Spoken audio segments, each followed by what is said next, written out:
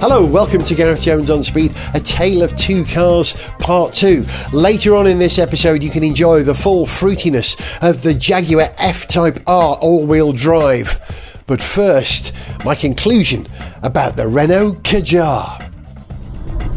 Just done a few corners in this car, on a road which undulates up and down, swings left and right. We're doing about 45 miles per hour on this nice B road with farm countryside on either side, and I am really warmed by the balance of this car. The front end turns in quite nicely, but the back end is terrific. The back end follows suit very carefully. This car doesn't understeer, and it certainly doesn't oversteer. It's actually a good example of Renault tuning a chassis for a car, really.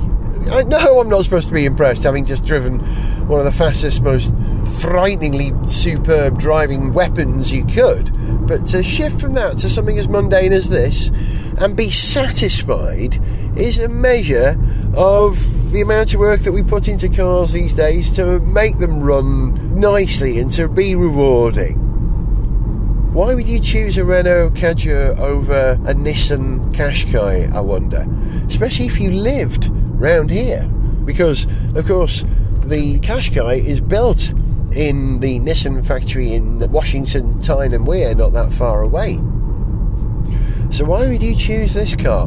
Maybe you used to have a Clio when you were a young person before you had a family, or another Renault and you have an affinity to the brand. Maybe there's a Renault dealership near you, or maybe you just like the size of the grille.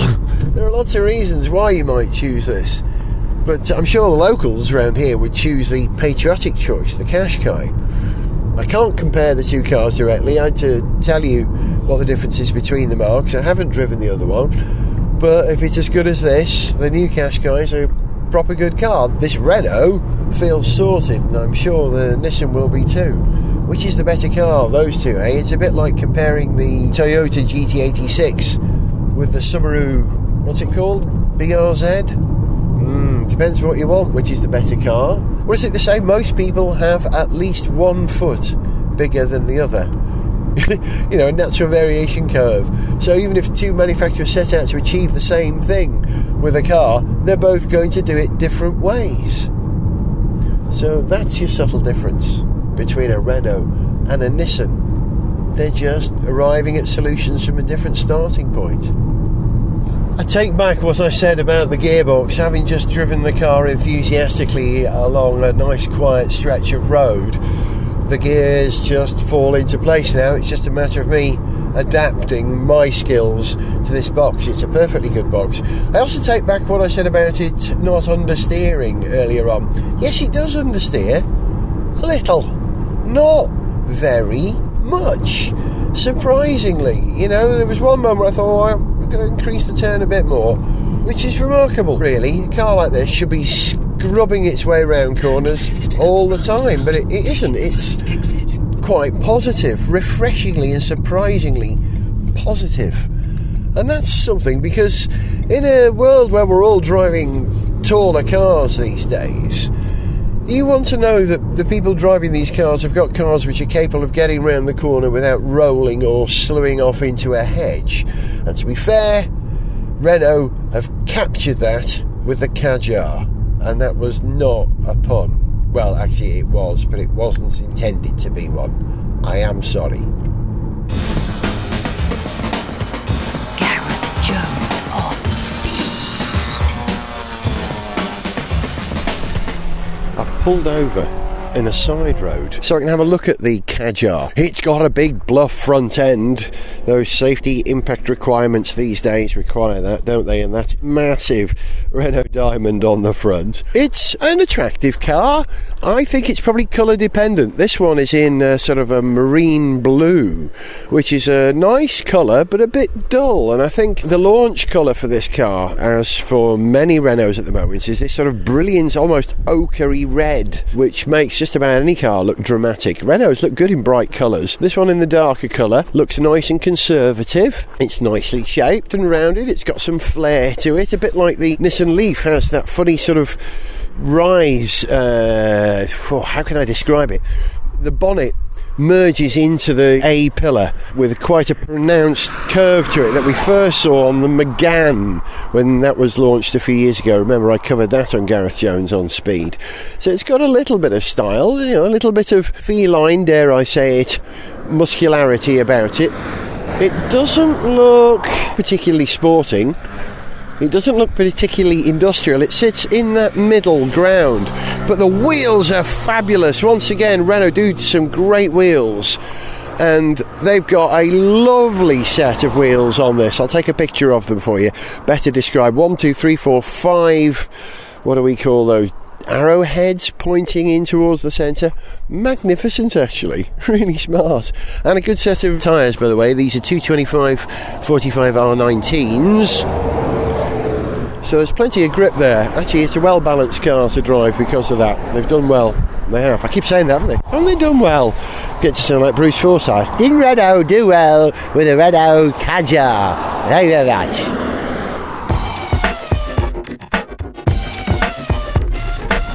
It seems a little sparse inside here. There's a great expanse of plastic, and the number of buttons are quite few and far between, which is a good thing.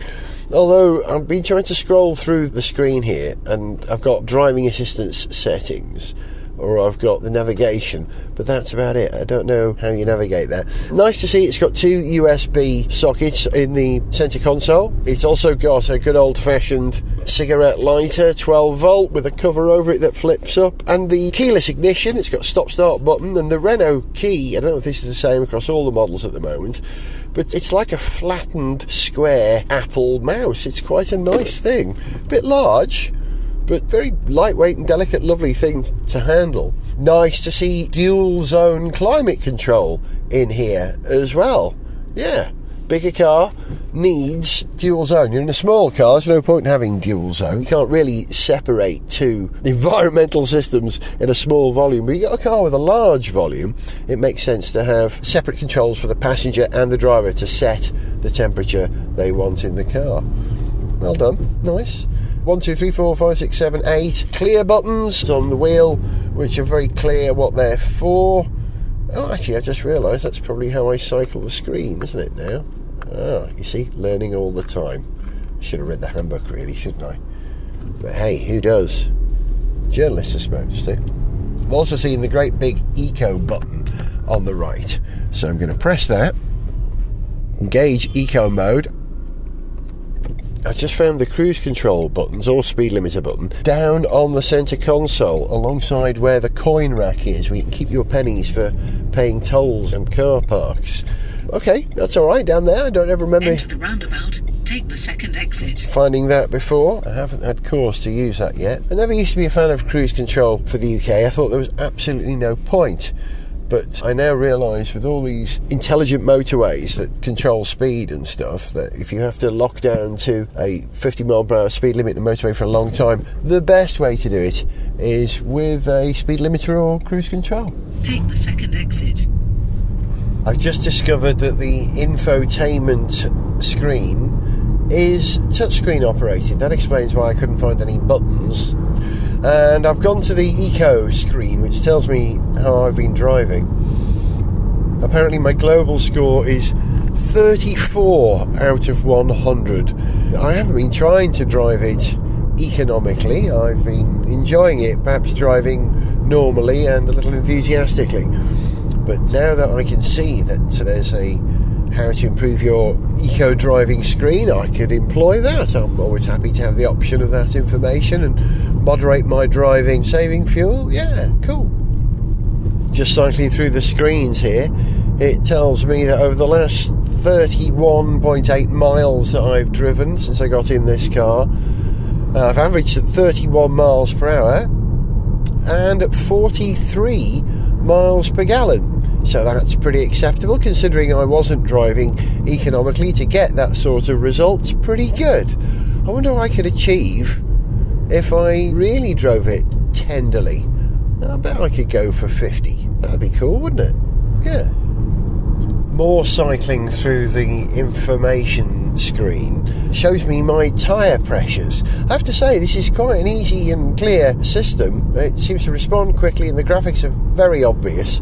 But my tyre pressures are following: front left-hand side 2.5, front right-hand side 2.6, rear left-hand side 2.3, rear right-hand side 2.2. So, check your air pressures, guys.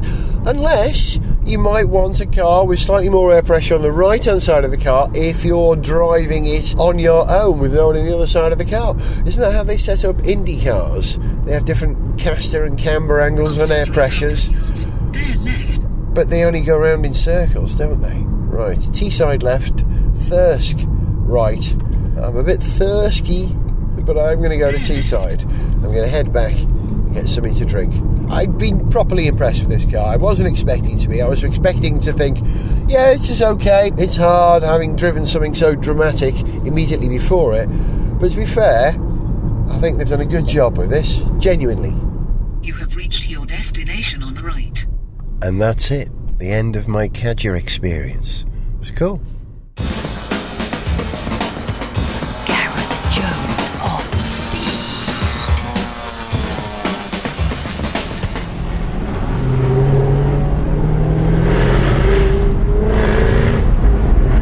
Back to the sound of the F-Type R supercharged V8 all-wheel drive with the option of through flow through your exhaust. There's a button on the dash that you can press which sends the exhaust gases around straight pipes rather than through the baffles. It misses out a few baffles, allowing it to be this fruity. Listen. Amazing, what a car. I'm now driving around Cheshire, trying to find some quiet roads to make them noisy so you can hear the car. Oh, it's such fun. I am using the paddles at the moment, which means it is popping and crackling a lot more because I'm holding it in lower gears so you can hear the car. But let's speedle around this lovely little B road that I'm on and tell you what it's like. It's all about theatre, this car, which is sort of appropriate because I've been out doing some theatre work, as you know, acting in the Tommy Cooper show. And this car is itself a bit of theatre. Any car which has a button which allows you to make more noise, that's a special effect, isn't it? That's, it's just for show. Any car which has a top speed of 186 miles per hour, really, that's just for show too, isn't it? No one in their right mind's ever going to get anywhere near that. Maybe if they were racing, but if you were going to buy a racing car, you'd get a Project 7, wouldn't you? Which is the only other F-Type faster than this, I believe. Or quicker. I don't know if it's faster, but it's quicker around corners. The other bit of theatre which Jaguar have been doing for a while is when you start the engine, of course the needles for the speedo and the tacho spin to the right, leaping into action like, I'm ready, sir.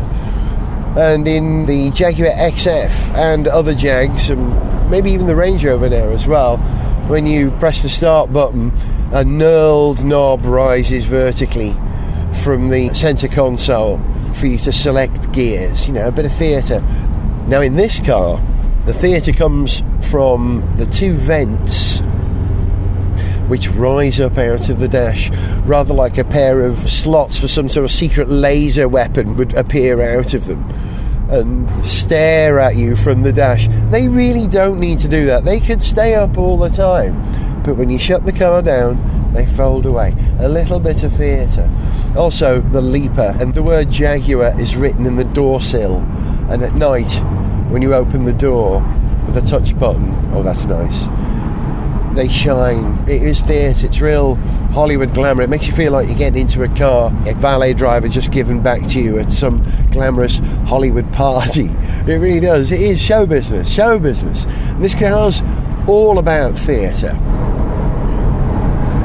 When I was talking to Pete, my video game based friend, the other day who was in the car with me, he says it's extraordinary because it doesn't seem to need to slow down for roundabouts. He's not used to driving in, I suppose, supercars. To be honest, most of us aren't. And he's absolutely right.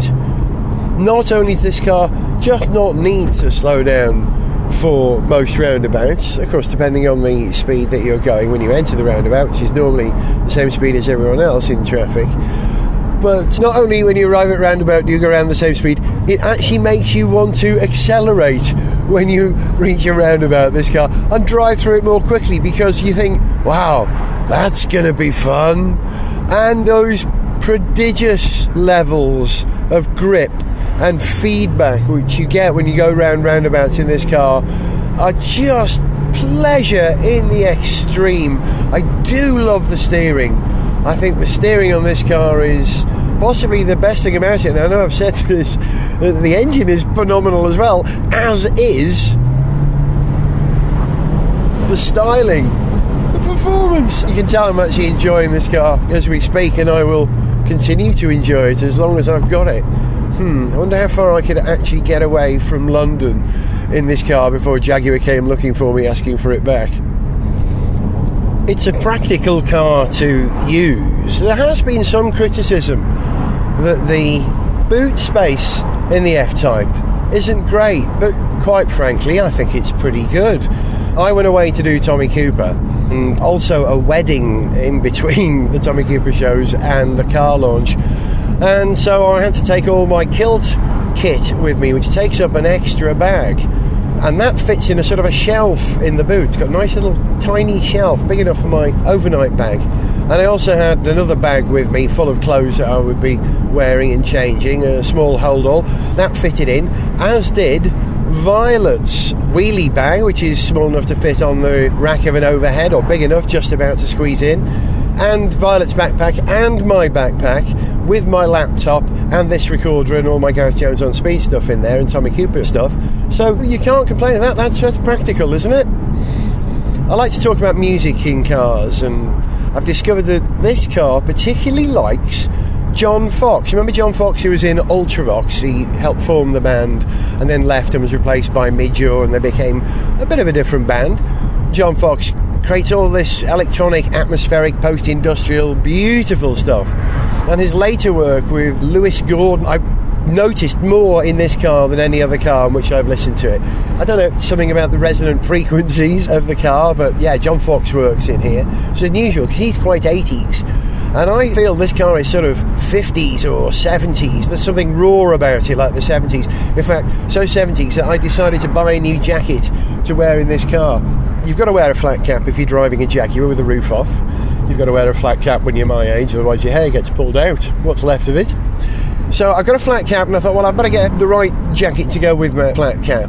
And if I'm going to be driving a convertible, it's going to be a vehicle which you'll need a bit of warmth in your body rather than waterproof, because if it's raining, you've got the roof on. So I bought a nice sort of woolly, what I call lumberjack plaid jacket, a bit like the sort of thing Noddy Hudding used to wear in about 1972, before he got the top hat and the tartan suit, just a jacket.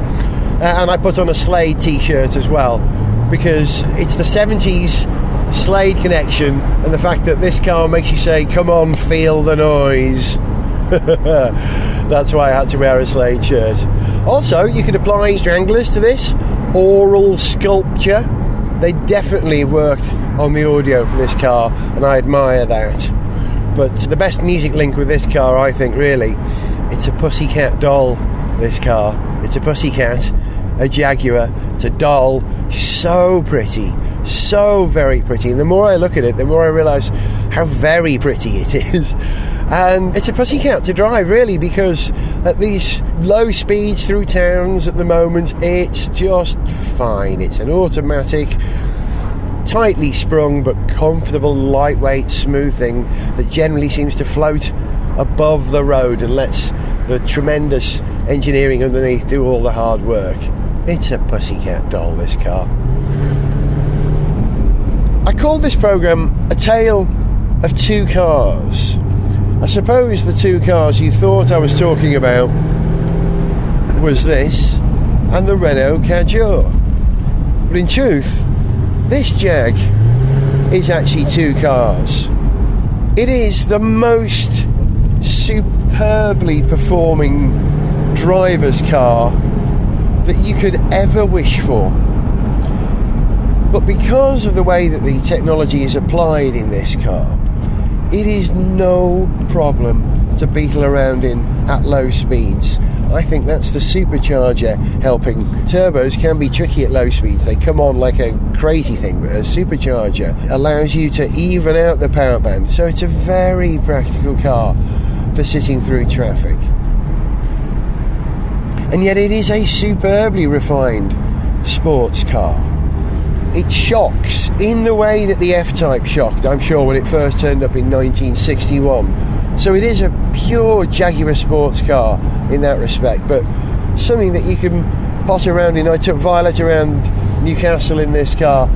Not once did she complain about the ride. It's fairly harsh, but not uncompromising. This also represents two cars in one, in that finally Jaguar have thrown away the shackles of history and done away with wood, and really are building extraordinary modern cars with exceptional abilities. There is nothing about the F-Type that is a pastiche of old Jaguar E-Type. If it's got any DNA, it's with the XJ220 perhaps, or even the CX75, both much more modern Jaguars. So whilst this does everything that a Jaguar should do, and that is be a proper sports car, get you noticed and be glorious, it does it in a very modern way.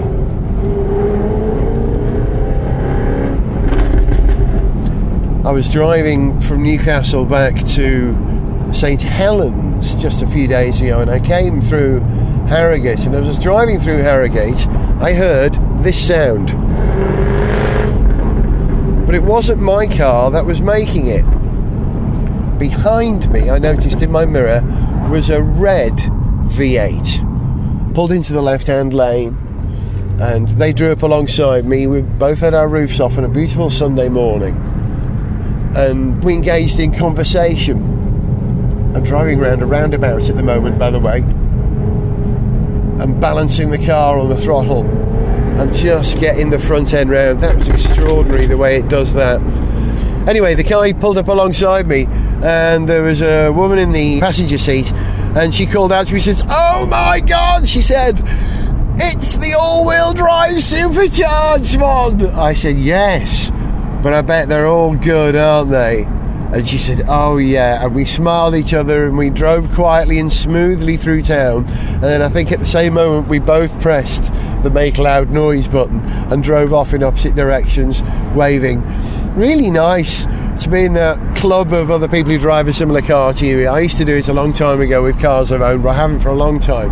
But I was very happy to do it with this car. Also, when I was driving through Newcastle with Violet, two lads pulled up alongside us in traffic in town in a Bedford Astromax van. Wound down the windows. Canny looking lads they were, if I can use a localism, and they said to me, "Oh man, are you lost?" I said, "No. Why'd you ask?" He said, "Oh man, because nobody drive one of those around here. We've all got vans, we can't afford this." It's lovely, mate. And engaged in a really positive conversation about how they'd noticed the car and how much they loved it, which I thought was very generous. And I've left this car parked in back alleys in Liverpool and St Helens and Newcastle over the last few days, and it has not been marked. In fact, often I come back and find someone standing looking at it going, "Oh, it's lovely that." And, you know, that's not a bad thing. Imagine a car this capable that just makes people happy when it's around. That's a beautiful thing. Right, I'm going to finish now, because I've talked a lot in this programme. I'm sure you're sick of my voice. But I'll leave you with another analogy, another reference to a book. You may remember I started this programme talking about Zen and the art of motorcycle maintenance. How when you're out in an environment, in a roofless car or a motorcycle with no helmet, you experience the environment. Well, you can drive around in this car, you can smell the fields, you can hear the bird song, you can even hear little children gasp as it drives past, and of course you can hear the engine pop and crackle. But Here's another book I think is important for this story of this car. The book is called Expensive Habits, written by a chap called Simon Garfield. It's an account of some of the most shocking, disappointing and awkward legal cases that have ever existed in rock and roll. The stories of bands like Fleetwood Mac and Hazel O'Connor and Bucks Fizz. Those are the three I remember. Some terrible legal stuff happened. But there was an adage I remember reading in that book which has stayed with me for life, and it's: hits don't happen, they are made. Hits don't happen, they are made. You know, you can't simply release a great record and expect it to be wonderful because it's a great song. You have to get that song to people. You have to make people notice it. You have to market it. Rock and roll is part of show business. It is an industry. And so there's no point making something wonderful and not telling people about it. And that's why I think this car is going to be a success. Because every time somebody gets in this car, they tell people about it because it gets noticed. The car itself tells people that it's around by its enormous charisma on the road, this skill which Ian Callum and his team have of designing a car which is both impressive and unthreatening. When we interviewed him about the design of the car, he explained that he was trying to achieve a car which was masculine enough to appeal to the male driver, but still feminine, that women would want to buy it. So he was building something, the motoring equivalent, his words are not mine, of David Bowie. I don't know if you remember that interview. Look it up in the Gareth Jones on Speed archives. This is a car which is almost pan-gender, and that's a good thing in the 21st century, a very modern thing, steered away from the sheer phallic maleness of the E-Type. So this car tells people about itself when it goes out and about. It tells you the sound it makes. It announces its arrival. It is a car with theatre on the inside and theatre on the outside, and that's a great way of getting your message out. And you may remember the reason I chose this car to drive at the moment was that I'd been out on holiday in Dorset and noticed dozens of F-Types, many more of them on the road than I would have expected. Really genuinely surprised. And now I don't need to be surprised. This car sells itself. That's why it's such a big hit. And what a pleasure it's been to drive it and listen to it over the last week. Hope you've enjoyed it too. I was Gareth Jones. This was Gareth Jones on Speed, and I'll leave you with the sound of this car as I pull away from these lights.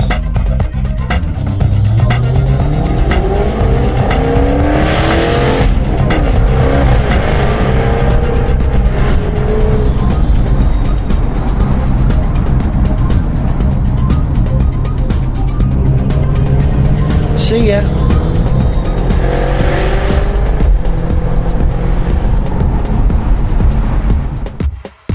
To send us an email, see pictures, get song lyrics, join our Facebook fan site, follow us on Twitter, or to find out about sponsorship opportunities, go to garethjones.tv. Gareth Jones on Speed is made in London by Whiz Bang. Gareth Jones on Speed!